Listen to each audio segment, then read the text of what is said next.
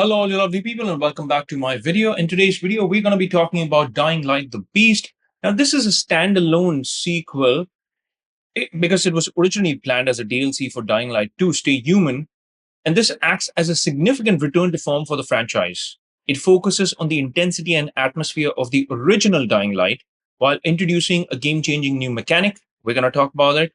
And we're also going to take a look at the performance of this game on the Legion Go because that's what this video is all about. How does this perform on the Legion Go?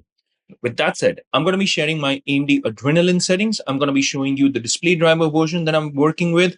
And lastly, I'm going to be sharing the in-game settings of this game to show how you can get the most out of Dying Light the Beast on your Legion Go. With that said, let's get started, folks. Let's start with AMD Adrenaline. The display driver version that I'm working with is 25.10.13.11. Now, this is not exactly a brand new driver. This is technically an ally display driver, which I'm using with the Legion Go. And this video is proof that it works flawlessly. Now, I'm going to get into the game and let's get into the game settings. So here in the game settings, we're going to be talking about AMD's Fluid Motion Frames 2.1, how frame generation actually improves the performance of the game. So here I have enabled it, kept the search mode on high, the performance mode is on quality. I have turned on Radeon Chill, and the Radeon image sharpening has been enabled as well and kept at 80. Let's get into some of the advanced settings here.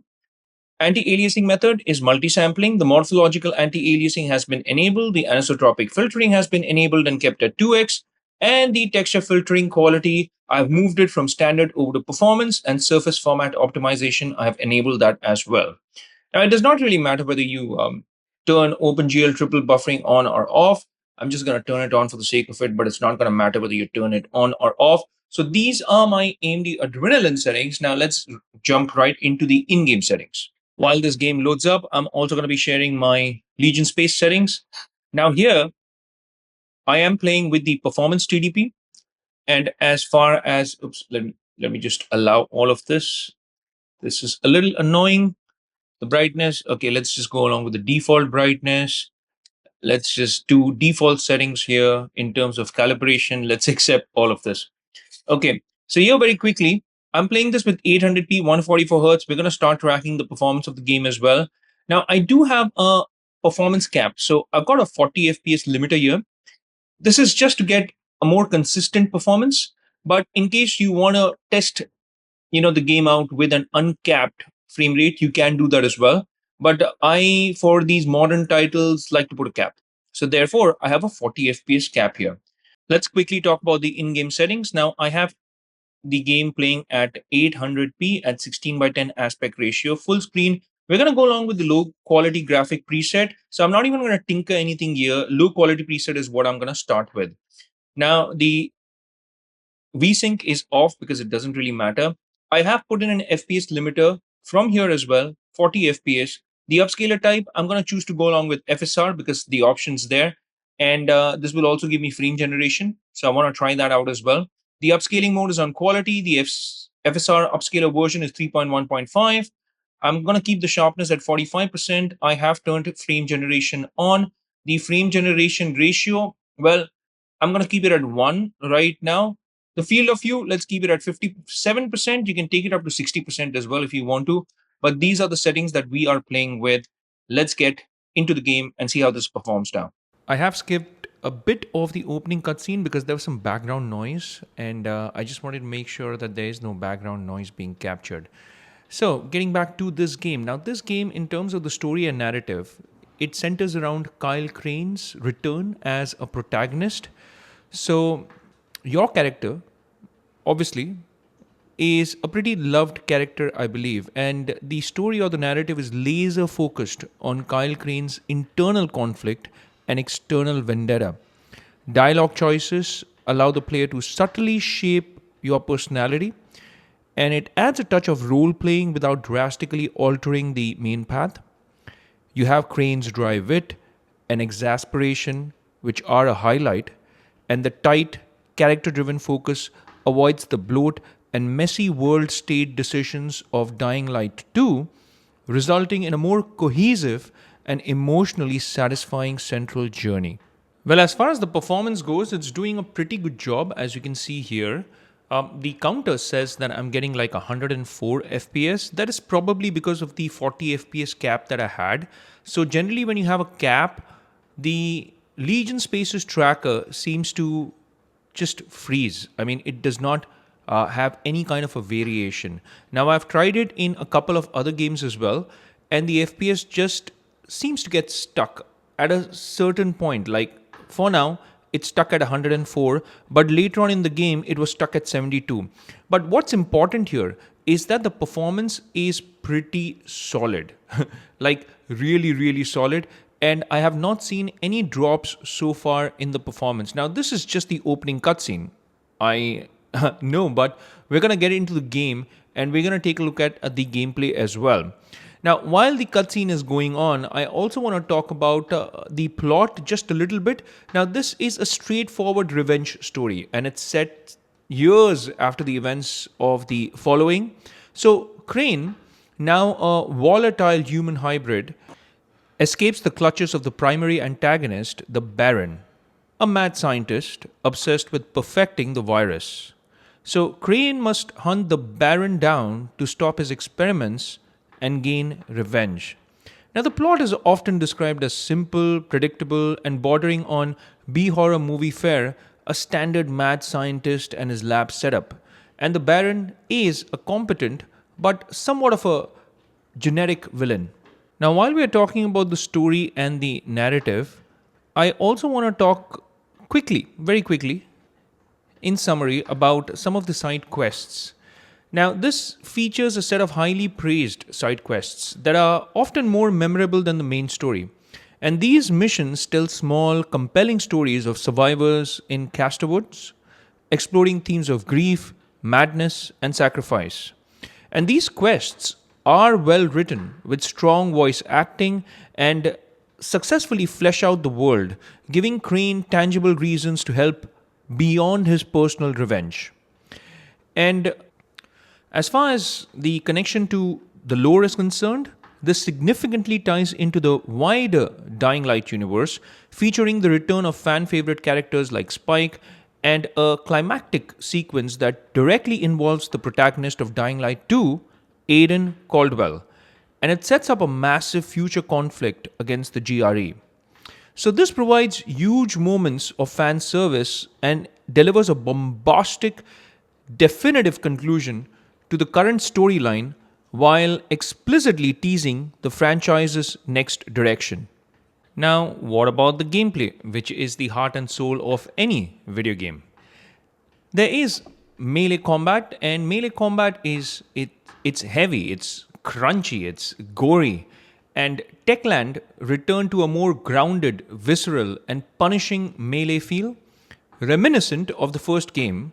So every swing of your hand or a pipe, it feels weighty. It delivers satisfying physics based core. And it is widely considered the best feeling combat in the series from all the early reports that have come in. It also emphasizes on stamina management and precise dodging and tactical use of environmental hazards and traps. There is, of course, a parkour as well, which I'll get to in a short bit.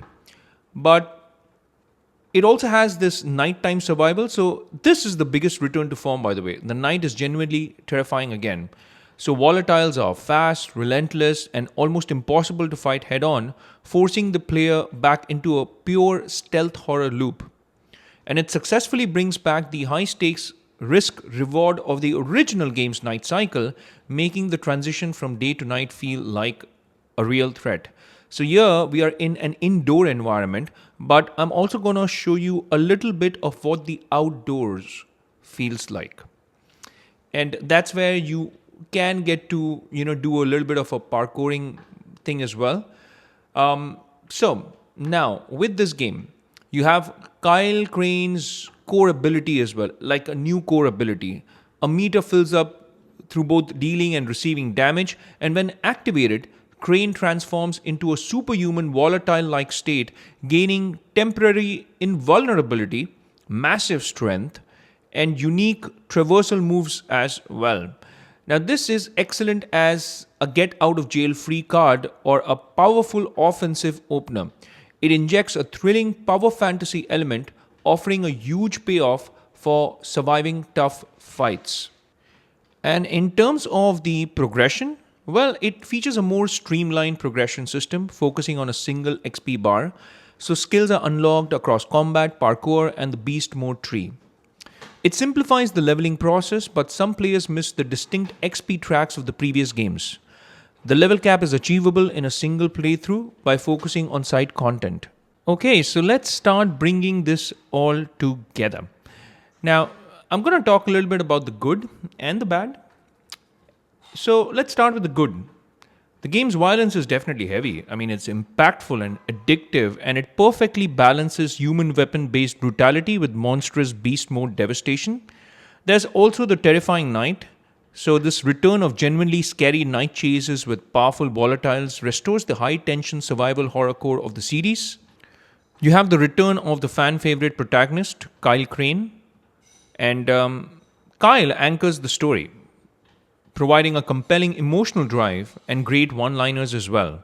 The Castor Woods map, while smaller, is dense and it's meticulously crafted. It has less filler and more meaningful side content. There's also gory focus this time around because Techland, they've doubled down on the gore and the visceral feel, which is a visual and tactile feast for fans of the genre.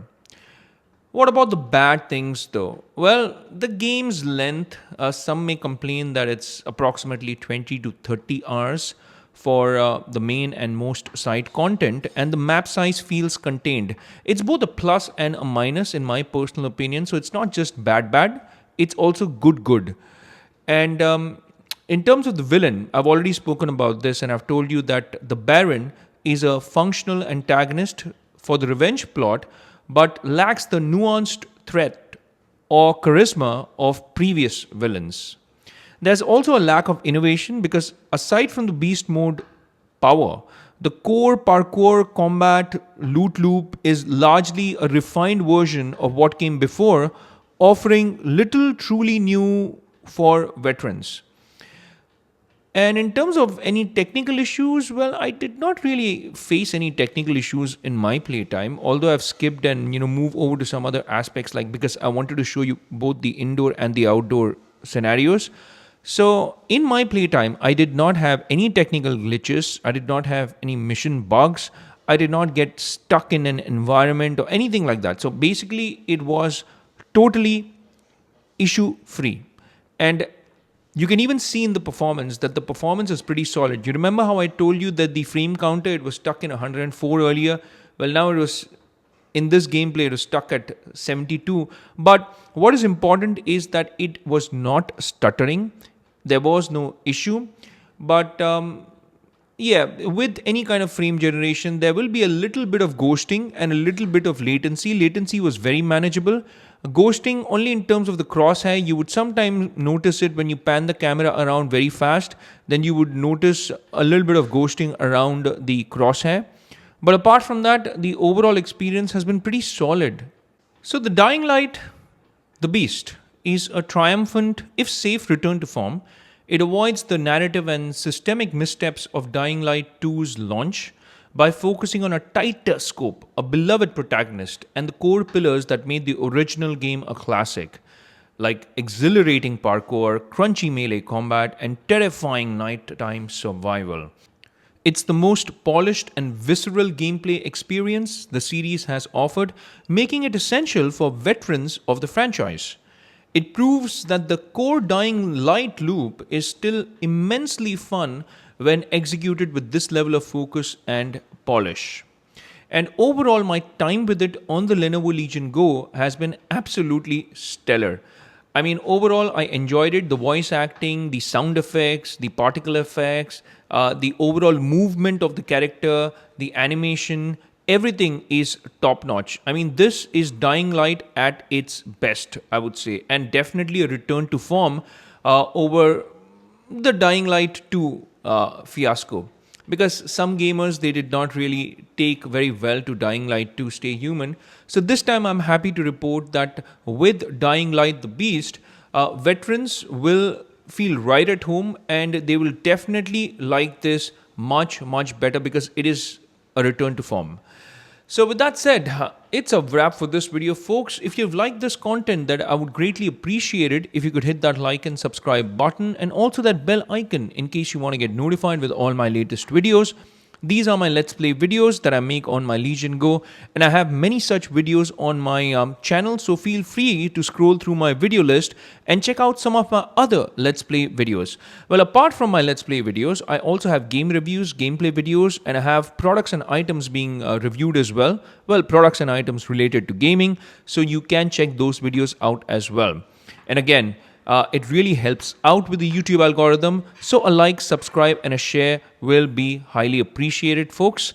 There is an option to join the channel as a member as well. Well, it's for as low as $1. It'll just help me fetch a cup of coffee every single month, and I truly appreciate your love and support, and I thank you in advance from the bottom of my heart. As far as this video goes, it's a wrap for this one, like I said, and I'll see you lovely folks in my next video. Until that time, I'll say take care, stay safe, and may God bless you all.